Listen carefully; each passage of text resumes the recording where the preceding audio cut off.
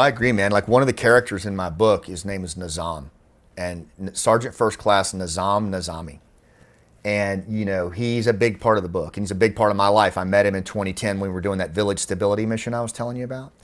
And the thing about Nizam, this was a guy, just to give you, when you talk about the relationships, right? So his father was a Mujahideen fighter. He's Uzbek, and he was killed when Nizam was, I think, 4 months old.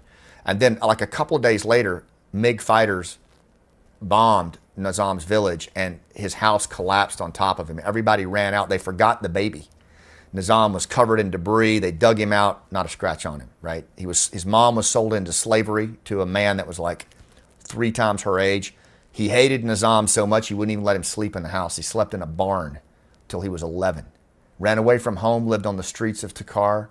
And when he was 17 and this Afghan National Army stood up that we talked about when the NATO forces came in, he joined it.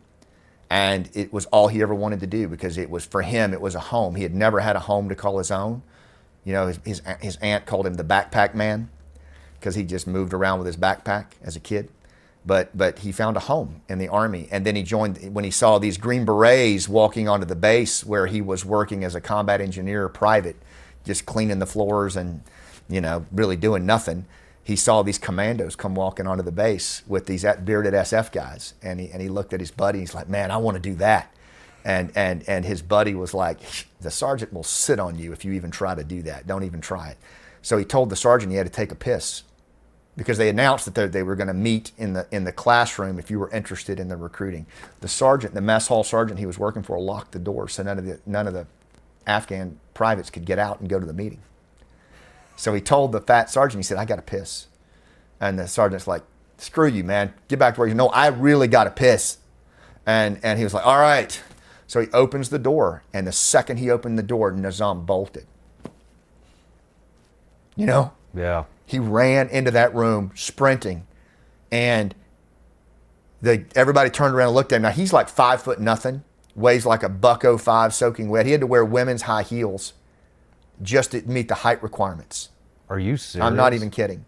And the recruiter thought it was so funny that he let him in. But like he ran into that room. This is a guy who had lost everything. He had lived on the streets. He had never had a home to call his own.